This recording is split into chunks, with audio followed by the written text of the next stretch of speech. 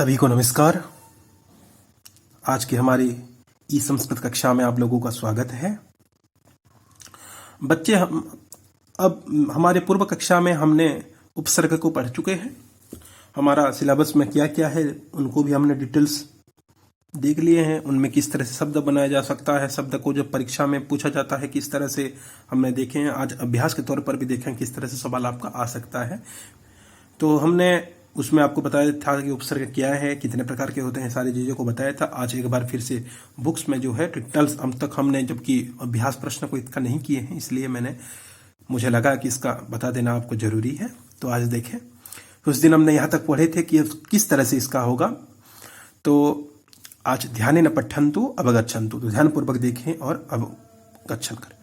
शः कार्य करोति, वह कार्य करता है। बानरः अनुकरोति, सज्जनः प्राणिनः उपकरोति। अब यहाँ पे मैंने एक चीज बताना चाहूंगा। देखिए, यहाँ पे जो क्रू धातु है,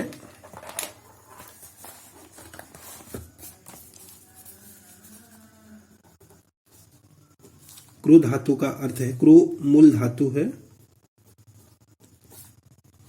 क्रू धातु का अर्थ क्या है? करना। करना, क्रू धातु का मूल अर्थ क्या है? करना। ये केवल एक धातु में है अभी। तो यहाँ पे उसका बताया गया, सह कार्यम करोति, वह काम करता है, करना करता है। लेकिन बानरः अनुकरोति, बानर अनुकरण करता है। अनुकरण करना यानी देख कर करना, कॉपी करना जिसको बोलते हैं। बानर क्या करते हैं? जनरली बंदर देखते हैं कि इंसान को देखेंगे, इंसान मतलब कुछ खा रहा है तो खाने की एक्टिंग करेंगे, खुजला रहे तो वो भी इससे करेंगे। तो यहाँ पे देखिए, बानरः अनुकरोति, बानर अनुकरण करता है। तो क्रू धातु का अर्थ केवल करना था, लेकिन जब इसके साथ अनु जोड़ क्रू हो गया तब करना यहाँ पे अर्थ नहीं रहा, यहाँ पे बदल गया अनुकरण करना, अनुकरोति।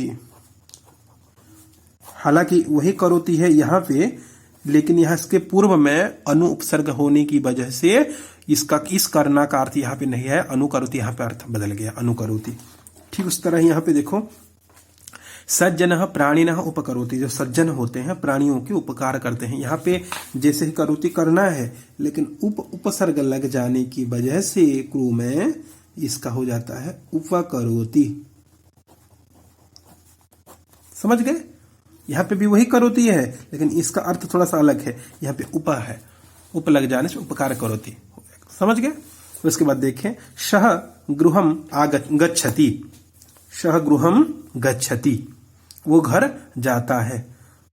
उसके बाद है लता गृहात आगच्छति। जिस तरह वहां पे गच्छति डायरेक्ट था, जाने की क्रिया को बता रहा था, लेकिन लता गृहात आगच्छति, लता घर से आ रही है। यहाँ पे आ रही है, आ बस आ एक उपसर्ग लग गया, गच्छति का जस्ट ऑपोजिट हो गया, जाना आना, जस्ट ऑपोजिट उसका अर्थ को बताने लगा है, आगच्छति आ रही है। सा मातरम अनुगच्छति, अब स्वः माता की अनुगमन कर रही है। माता जहां जा रही है उनके पीछे पीछे वो भी जा रही है। यहाँ पे देखो, अनुगच्छति यानी अनुगमन करना, गच्छति जाना, आगच्छति आना, अनुगच्छति अनुगमन करना। यानी देखो अर्थ में किस तरह से बदलाव आता रहा है। जिस तरह यहाँ पे एक आपको बताया था, उसी चीज को फिर से एक बार और एक उदाहरण बता रहा हूं। यहाँ पे गम का अर्थ है जाना, गम धातु का अर्थ है जाना, लेकिन यहाँ पे जब शम में जड़ गम लगा देंगे, संगम, संगम का अर्थ यहाँ पे जाना, गम का यहाँ पे गम नहीं है, यहाँ पे संगम हो गया, ये है मिलना। ठीक उस तरह अब लगा देंगे तो अब जुड़गम, अवगम्य, समझना, ये हो गया समझना। देख रहे हैं? तो जैसे जैसे उपसर्ग बदलता रहता है, उस तरह धातु का अर्थ को भी किसी दूसरे अर्थ में ले ही जाता है। नेक्स्ट वन देखें, सत्संगति ही उन्नतिम दिशति, सत्संगति ही उन्नति को दिखाता है। गुरु शिष्यान उपदिशति, यहाँ पे दिशति अर्थात दिखाता है, लेकिन गुरु शिष्यान उप लगे जाए तो उपदेश देता है। उसके बाद शह बालन आदि सती, ऊपर हट के आ लग गया तो आदेश देता है, वह बालक को आदेश देता है। उसके बाद सत्संगति धीय जाड्यम हरति, सत्संगति धीयों का बुद्धिमानों का जड्य अज्ञानता को हर लेता है। लेकिन रूपः उद्यान बिहरति, इसका जो हमने हरण की उस पूर्व कक्षा में हमने डिस्कशन किए थे इस धातु का अर्थ को, नृपः उद्यान बिहरति, उस हरति के साथ भी उपसर्ग लग गया तो राजा उद्यान में भ्रमण कर रहा है। सैनिक चौरम प्रहरति, सैनिक चोर को प्रहार कर रहा है, मार रहा है, ताड़ना दे रहा है। इस तरह से उपसर्ग बदलता जाता है तो धातु का अर्थ में भी बदलाव आता रहता है। अभी हम देखें डायरेक्ट हमारा अभ्यास प्रश्न की ओर बढ़े। हाँ, यहाँ पे मैं बता दूं आपके परीक्षा में इस तरह के प्रश्न आपके सामने रहेंगे। आप उसको देखकर आपको ध्यान देंगे कि आपके अभी PT1 होने वाला है, PT1 में आपका इंक्लूड नहीं किया गया है उपसर्ग को, इसलिए अभी के लिए इसके टेंशन लेना नहीं है, बस आगे के एग्जाम के लिए इसको पढ़ाई करना है। तो किस तरह से इस तरह से प्रश्न आपके सामने आएंगे देख सकते हैं यहाँ पे। अधोलिखितेषु वाक्येषु उपसर्ग युक्तानि पदानि रेखांकितानि कुर्वन्तु उपसर्गांच पृथक् कृत्वा लिखन्तु। अधोलिखित वाक्य में जो उपसर्ग से जुड़ा हुआ पद है उनको पृथक करना है, रेखांकित करना है। और देखें यहाँ पे खगाः आकाशे विचरन्ति, यहाँ पे उपसर्ग युक्त पद कौन सा है? खगा है, खगा तो नहीं है। आकाशे है, आकाश भी नहीं है। विचरन्ति, विचरन्ति एक उपसर्ग युक्त पद है। यहाँ पे विचरंती का अर्थ है चर धातु है, यहाँ पे चरंती यानी चरना, विचरण विचरण करना, तो बी जोड़ चरंती। इस तरह से आपको अगर जुड़ा हुआ होगा तो इसको अलग कर देना है। तो यहाँ पे जुड़ा हुआ है विचरंती। बानरः वृक्षम आरोहति, बानर वृक्ष को आरोहण करता है, आ प्लस रोहति हो गया। उसके बाद सा नद्याः जलम आनयति, यहाँ पे आनयति है तो आ जोड़ नयति। उसके बाद सह सर्वम अवगच्छति, यहाँ पे अवगच्छति है, अव जोड़ गच्छति। उसके बाद सज्जनः सदैव प्रसन्नताम अनुभवति, यहाँ पे अनुभवती है इसलिए अनु जोड़ भवती। उसके बाद गंगा हिमालयात निस्सरति। अब देखिए यहाँ पे आपको दिक्कत नहीं होना चाहिए, यहाँ पे देखिए स ऑलरेडी 2 सौ मिला हुआ है, इसका अर्थ है कि निस एक उपसर्ग हमारे पास है उसका 100 है, और सरति एक धातु का जो अर्थ है, यहाँ तो दोनों का अलग अलग कर देना, निस जोड़ सरति। ये इस प्रकार से प्रश्न आपके सामने रहेगा। इसमें क्या देखें, ये जुड़ा हुआ है, इसको अलग करना है।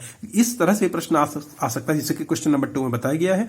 अधोलिखित वाक्येषु कुष्ठकेषु पदत्तानि पदानि योजयित्वा वाक्यानि पुनः लिखन्तु। बाला ही पठति तत् बी जोड़ स्मरति है, इसको बस लगा देना है, विस्मरति। उसके बाद प्राचार्य है छात्रान उप जोड़ दिशति, यहाँ पे उपदिशति, अपल कर दिया गया उपदिशति। उसके बाद मातरम दृष्ट्वा शिशु प्रसीदति, प्रजोड़ सीदति तो क्या होगा प्रसीदति। उसके बाद सह पर्वतान अवरोहति, पर्वत से उतर रहा है तो अब जोड़ रोहती है तो अवरोहति। उसके बाद छात्रः क्रीड़ा क्षेत्रात् आगच्छन्ति, छात्रः क्रीड़ा क्षेत्र से आ रहे हैं, आ जोड़ गच्छन्ति तो आगच्छन्ति। उसके बाद नृपः सेवकान नीर प्लस दिशति, राजा सेवक को निर्देश दे रहा है, नीर जोड़ दिशति क्या हो गया निर्दिशति। तो इस तरह से जुड़ा हुआ पद अलग किया जाएगा या फिर अलग किया हुआ पद को जोड़ देना है। इस तरह से आपके परीक्षा में प्रश्न आएंगे। तो इसके लिए आप निश्चिंत रह जाइए कि ये आपका पोर्शन अभी PT1 में नहीं आने वाला है। तो आपको ऑलरेडी बता दिया गया है PT1 में, आज भी 2-3 बच्चे पूछे थे, आपको PT1 में क्या क्या सिलेबस ऑलरेडी बता दिया हूँ। फिर भी एक बार मैं बता देता हूँ, आपका जो पाठ हमने पढ़े हैं अब तक सिर्फ 2 पाठ पढ़े हैं। प्रथम पाठः बुद्धिः अस्माकं बलम तथा द्वितीय